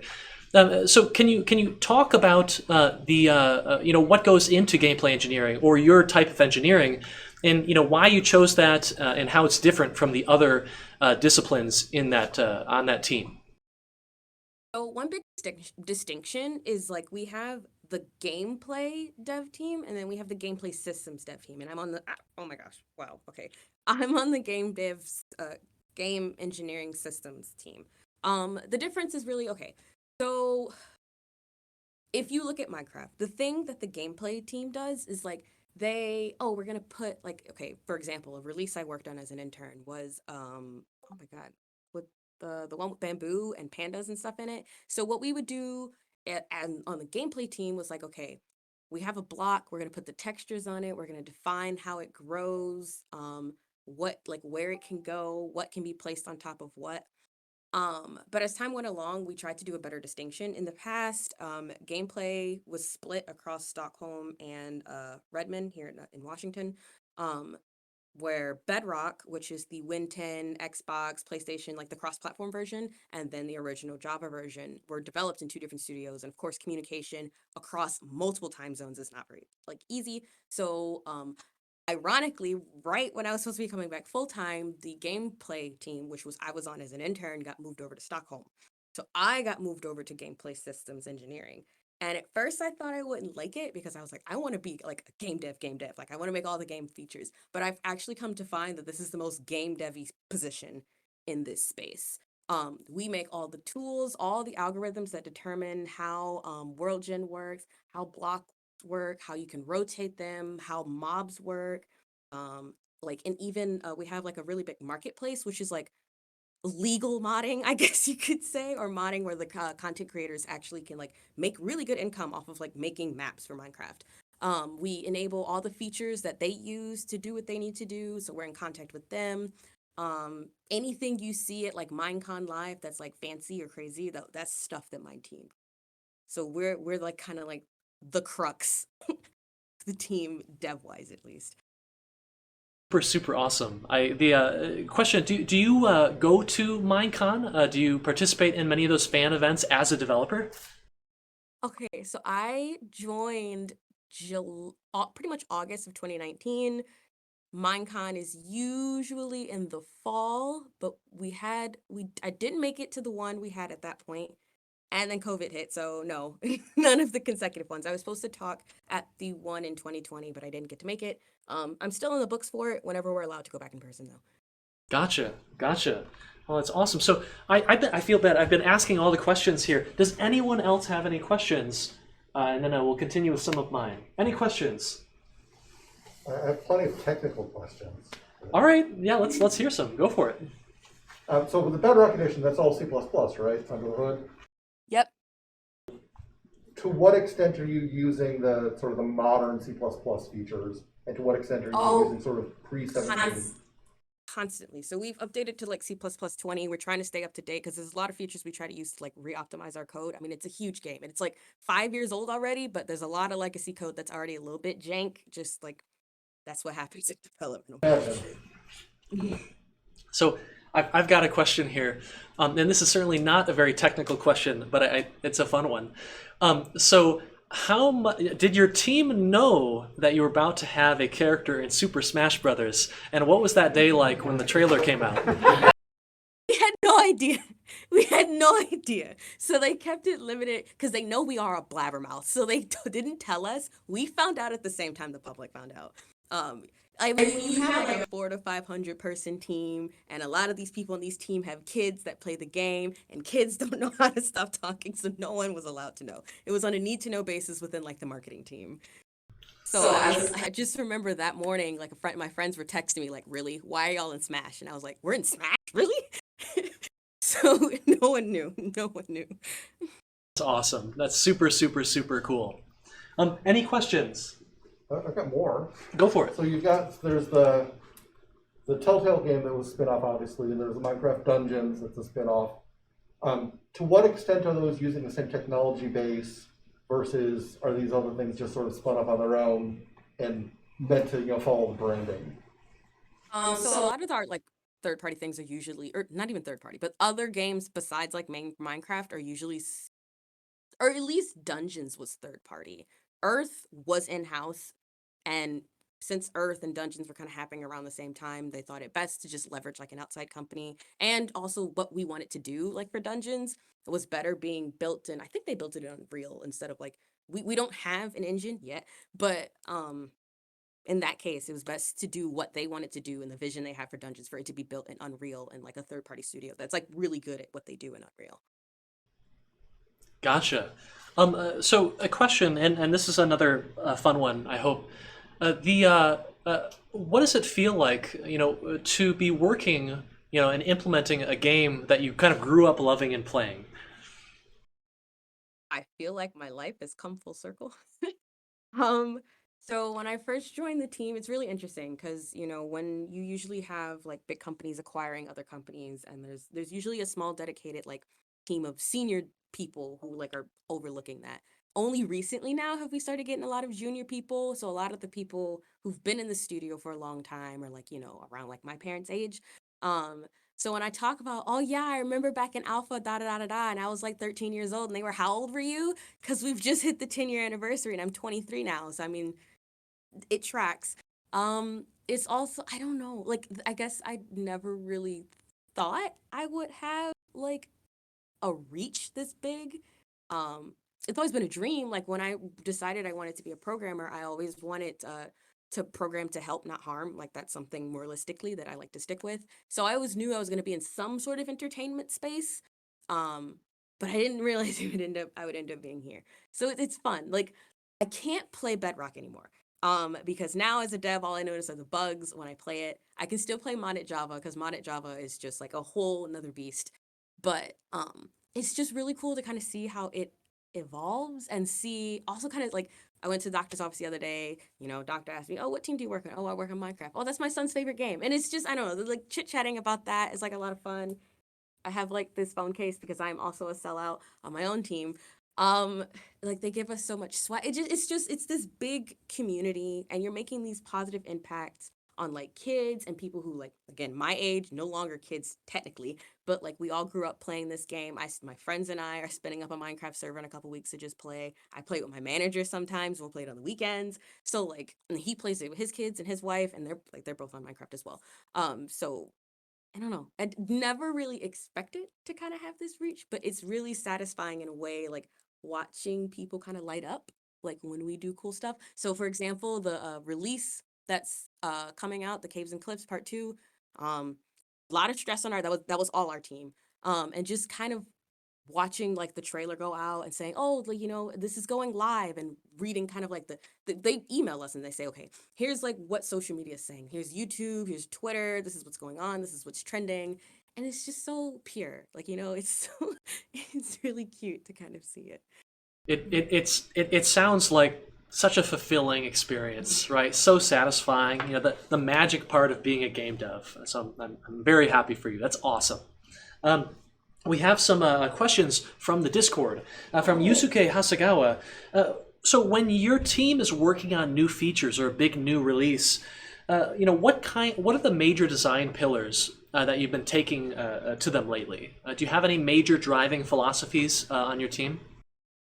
So the thing is that our design is kind of separated from gameplay development. So we have a dedicated design team, and they're based in Stockholm. And their ideology is that Minecraft is supposed to be ugly cute, and we're actually building a lore. No one expected us to get this big. Remember, Minecraft started off as like a ripoff of another game.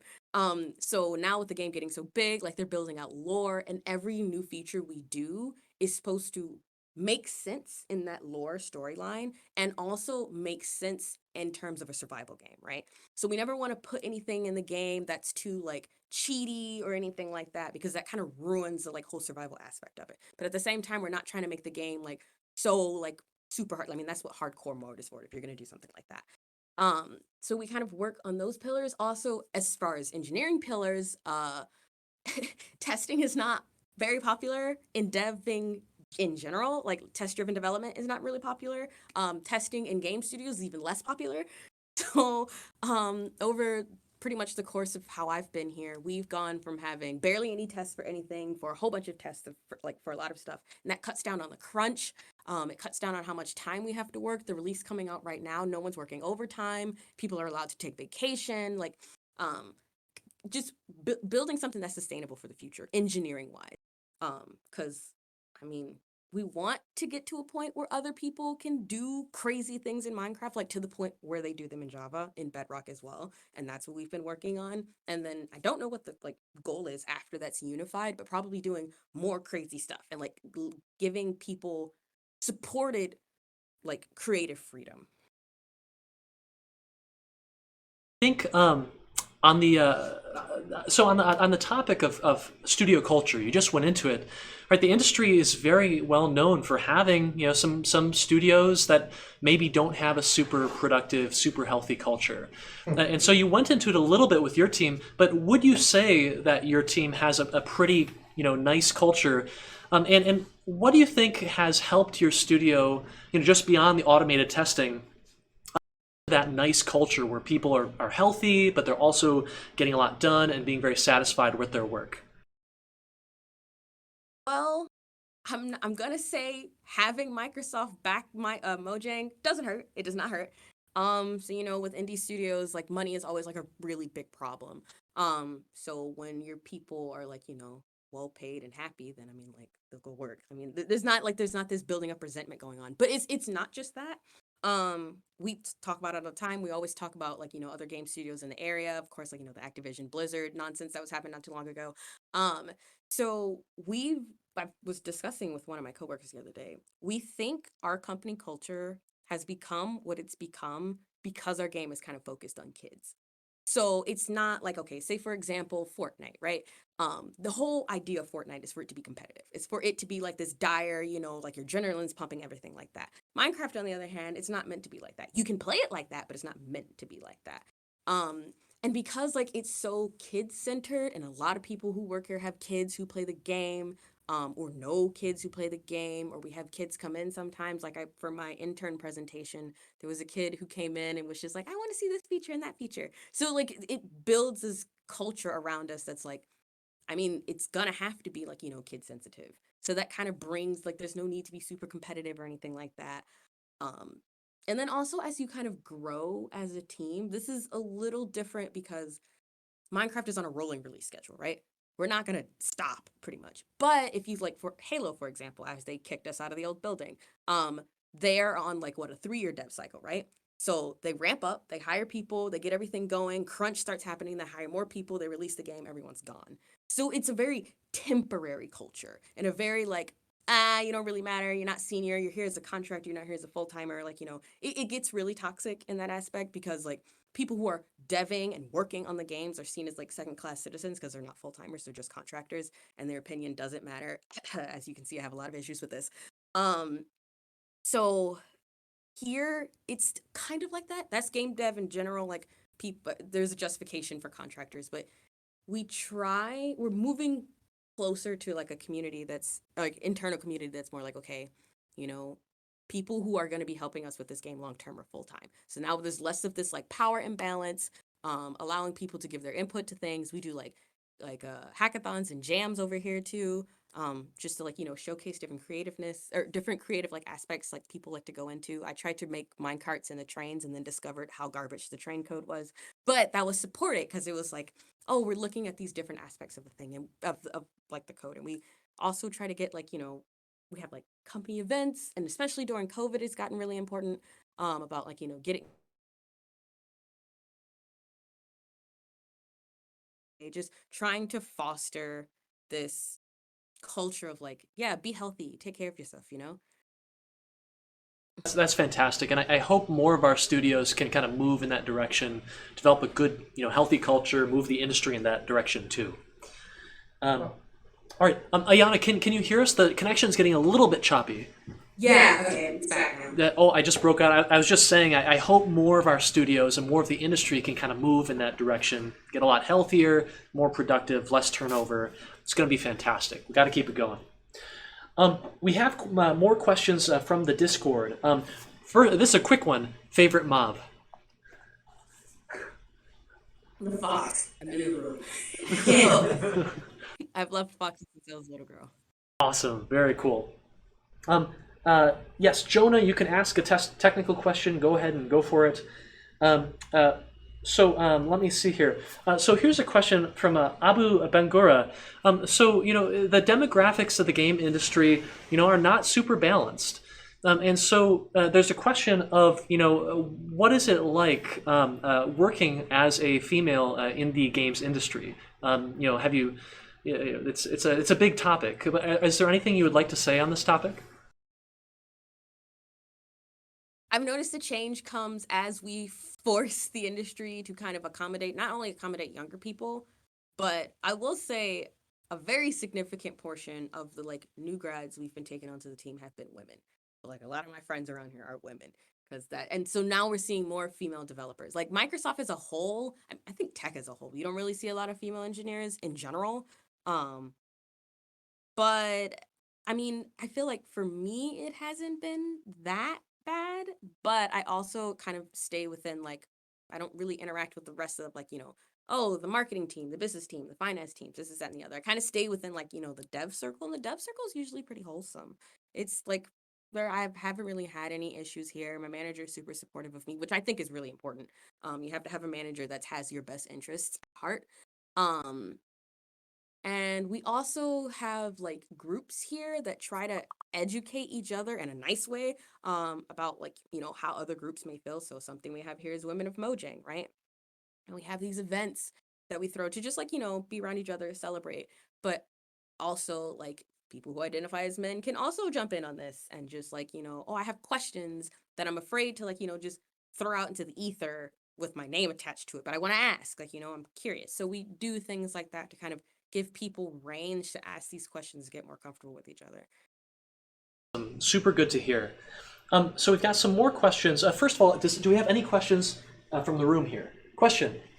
So I kind of wanted to know what your transition was between when you were interning versus like when you first started working with Mojang officially. How did that like senior year in college from like working with Mojang go? How was that process for you?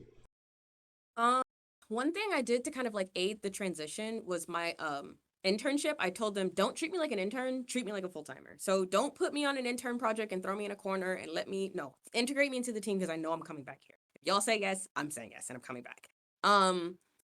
it's still an adjustment. Being an adult is not fun, I have come to decide. The transition is hard because if you go from school life where it's like you have these 8 months out of the year where you're just hammering all on one topic, right? You're focusing, you're learning. Like I know like the engineering projects there are just like you have a spec, follow it, and then deliver. Like it's not like that in industry, right? So like you're thinking a lot more critically. Imposter syndrome is very, very, very real, no matter where you come from. I had to take time. I also, for me, I think what helped, I moved literally across the country. So I'm from Michigan. So I moved across the country to come out here. So it kind of forced me to be a little bit independent and forced me to realize, all right, this is the real life, this is the adult life. These are adjustments you're gonna have to make. That means no longer being up until 4 a.m. That means eating healthy. That means getting enough sleep and exercise and diet and all that stuff. And it also means I don't know, just you have to get adjusted. And that kind of reflects in work. And that kind of veered off into like, now come back to work. It reflects itself into work because even though my work as intern to full-time was the same, because I said, treat me like a full-timer, the expectations are a little bit different. And something you don't really realize is responsibility. People like not owning stuff. So what they'll do is they'll throw you to the wolves and be like, hey, now you own this pillar of this code. And you're like, I just got here. Why do I own anything? But like it's kind of like learning how to swim when they throw you into a pool. It's challenging, but I think it's a lot of fun. But it takes about a year and a half to kind of get adjusted to this is the team flow. These are my expectations and responsibility. My manager does not look over my shoulder, so it's on me to maintain, do my work, report to, or keep in contact with who I need to keep in contact with. And it's just things you learn gradually. I'm still learning. Like I'm used to like, at school, you would just kind of program in a bubble. You didn't have to tell anyone what you were doing. But you can't program in a bubble when you have like 400 coworkers. That doesn't work. So learning to say, this is my status. This is where I have these questions. This is what's going on. This is the change I'm going to make, ... Not just, I do all this work. Here's a big old PR. Everyone review it. It's going to go in and we're not going to talk about it anymore. We used to do that and it wasn't great. People would be like, how did this code gets here? What does it do? And no one would know, especially if the person who did it was gone now, right? Gotcha. So one of the things that onboarding is a big problem and how long that can take. Like one of the benefits of Wolverine Soft Studio, which is kind of a big new org in the last year or two, was we wanted to get as many students, as much experience, on a big project team as possible, right? So that you feel a bit more comfortable when you jump onto a big team, when you're looking at code that you didn't write and trying to make it work. And I will also say, I'm 28 and I still have not learned the lesson of not staying up till like 5 a.m. It is, it's getting harder. I'll have to learn it someday, but not today. Okay, so we've got a bunch of more questions in the Discord. Jonah S. says, I noticed that Minecraft Bedrock makes use of the ENTT library. Could you talk a little bit about what systems make use of the ECS paradigm? And are there any major systems that don't use the ECS approach? Literally the direct area I work in. So right now, mob behaviors. So think of example, you have a zombie and it has like behavior. It's supposed to follow a player. It's supposed to try to hide in the shade when like the sun comes out. These are all components that we put on the mobs and that's all controlled by the ECS system. And we consider all mobs in the game entities. So that's all controlled by ECS. However, we also have components for blocks and items, but that is not yet integrated into the ECS system. So the way we manage the two of them on the outside looks exactly the same. On the inside, on the other hand, because we're in this really odd transition period where we're trying to, actors or mobs are fully in the ENTT system, right? There's no like halfway code in like the code base that's like, okay, this is ENTT and this one's not. That's fully an ENTT. But we're currently in the transition phase with blocks and items, and it's probably going to take a minute before we actually integrate the ECS system with what we're doing right now. I'm still, because I kind of got thrown on the side of like blocks and items instead of on the side of like mobs. I'm not 100% familiar with like all that's going on with ECS. All I know is that we have plans to do it, but it's all kind of on hold because we have releases, we have other tech debt we need to take care of. But I want to get to know how it works because like it's just it's so abstract. I'm just really curious about how the insides of it. Because like right now we're using reflection for some work that we're doing, and wow, that was that was a lot to kind of learn because it's all abstract. There's no typing unless you really like dig deep in your debugging and be like, okay, this is what type this thing is. So it definitely challenges your programming in a specific way. So that's why I'm really excited for when we do get the entity system fully integrated with us. Quick favorite bug. Oh, you got muted again. Okay, favorite bug that you've ever come across. Oh, okay. Ah, yes. Okay, so my first bug as an intern, half slabs were on fire and we did not know why. Like, we just didn't know. I know, okay? It would be any half slab. Like, the wooden ones, at first we didn't really think it was a bug because you would light, like, a wooden half slab on fire would burn. You'd be like, that makes sense.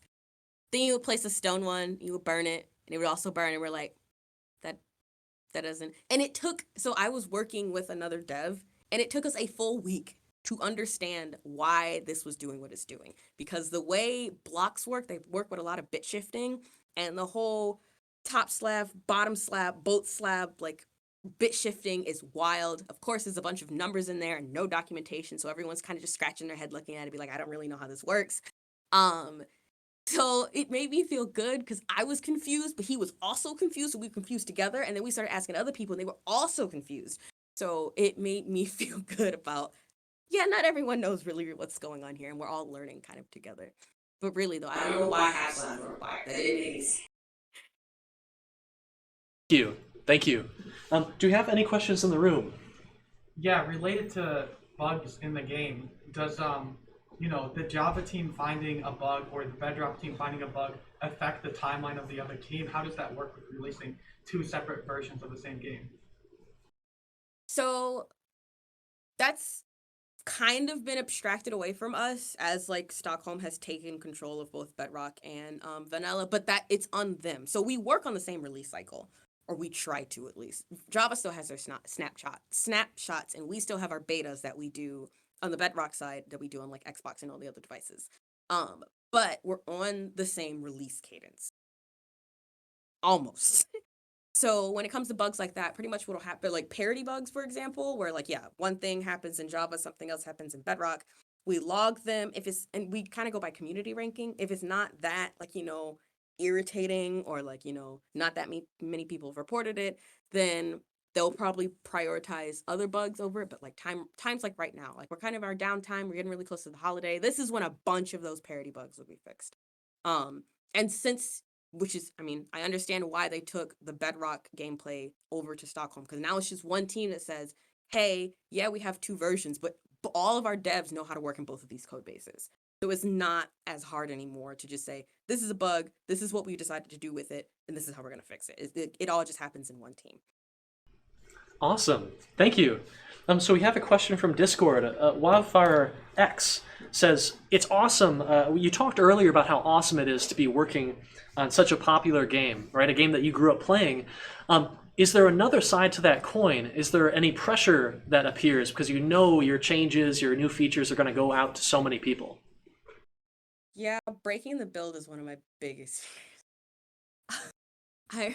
I remember we had a company retreat the October. So I had only been here for 2 months, and we had a company retreat. We were going out of the country, and I was implementing some telemetry to try to follow some bug that didn't have like there were no repro steps or anything like that. So we were just literally like taking shots in the dark to try to figure out what's going on.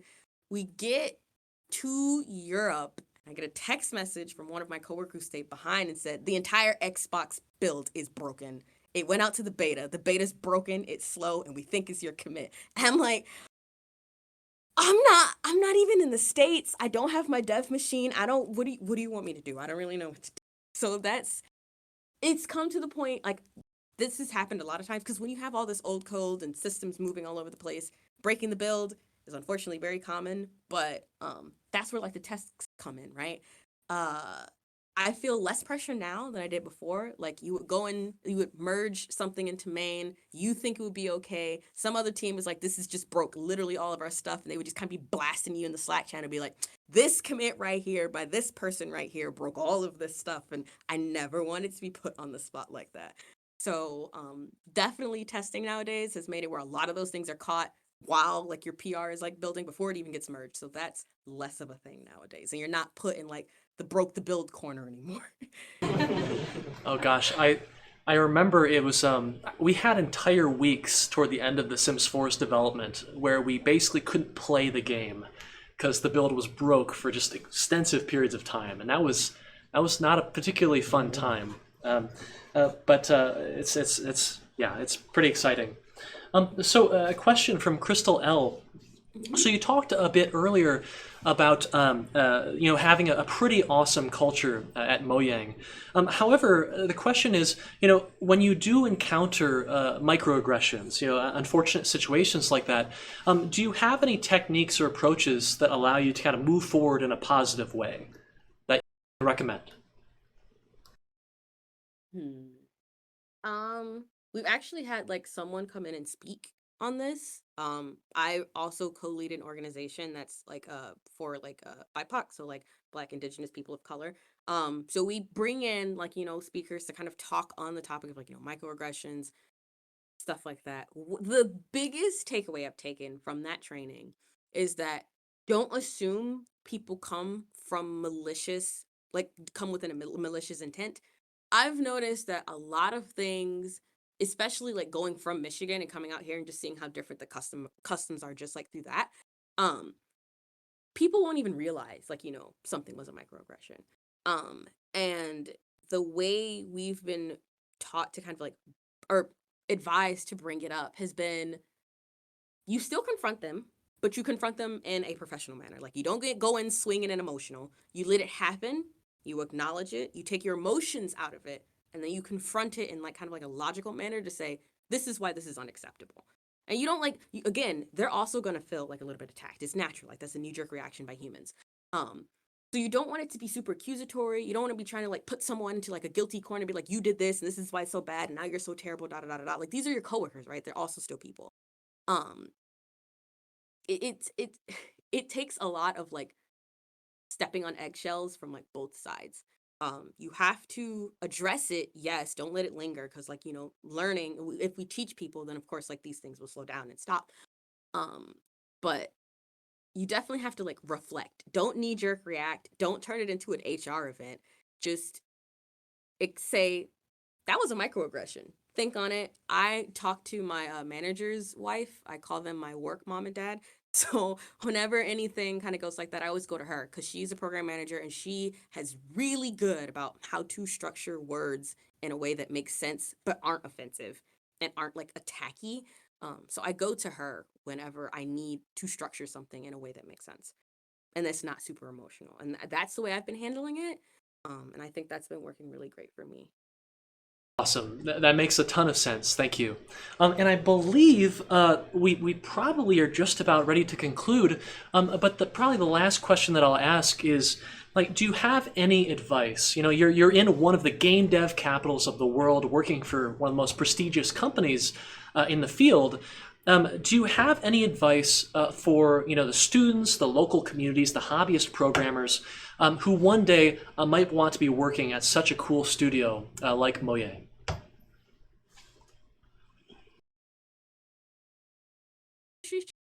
It's going to take a minute. It's really going to take a while. But I guess the humanitarian, like it's kind of being blasted on a world stage right now. Activision Blizzard, what they were doing. Then it comes up like, around the holidays, crunch time. And it got, especially bad during COVID because like people were like, oh, I'm working from home and I'm stressed out and I'm working these crazy hours. And companies would just kind of get put on blast left and right and left and right and left and right. And through that, they've been forced to make changes. Like in the past, Microsoft had like a really kind of shitty policy with contractors where they could hire them for extended, like for an infinite period of time. but not compensate them like they would a full-timer. So they're acting like a full-timer. They're here like a full-timer, but they're not compensated like a full-timer. So of course, whole class action lawsuit, and then that got fixed, right? Or addressed in some manner. So for me, networking, the woman who got me in contact with the CTO over here, she it was very important to that. Also, portfolios I've noticed are really important, just showing, and it doesn't even have to be an end-to-end product. Say for example, you want to go into networking, right? And what someone did to get into networking on our team is showcased how they turned nether portals into a live, you could in live time see what's happening on the other side of another portal, right? So that's a great example of I understand how this code works. I understand what you guys are working in. And this is the work I've done that'll be beneficial to that. Again, I can't really speak for other studios. And also with Minecraft being on the release cycle it is, I feel like the culture is just going to be different just because of that. But for me, persistence, don't take no for an answer. Usually, yes, take no for an answer. But in the case of work, don't take no for an answer. Be persistent and just kind of try to prove yourself, I guess. Be I have these skills. And then when someone says no, ask why. That's another thing I've noticed. If you put them on the spot and ask why, either A, you get some really constructive criticism out of it, or B, you can kind of start picking their brain to kind of understand what's going on, right? And then also, I would say don't sacrifice your own happiness to get to where you want to go. If you know a game studio is not going to have the culture you like and it's not going to be good for your mental health, don't go there. Another opportunity will come around. There's so many ways to get into the industry because you're right. Once you're over here, it's so interconnected. Adding people on LinkedIn. I had so many random people on LinkedIn, and they don't mind. There a lot of people who work in games are really passionate about what they work on, and they're really excited to talk to you about what they work on. And if they had space, they'd probably say, "Hey, yeah, you seem like a cool person. Come on over." The game industry is all word of mouth. After you're in the industry, everything's almost word of mouth. There's not really interviewing or proving yourself. It's just hey, I know this guy and I think he's a really good guy, and now he's on the team, and that's how a lot of it works. So get in there, make your connections, be persistent, and look for what you really want to work in, what you feel like you'll be passionate in. Awesome. Ayana, thank you so much for joining us tonight, sharing your wisdom with us, going out there, doing awesome work. It's an inspiration. I always love to share your game with my students every single semester. Ayana, thank you so much.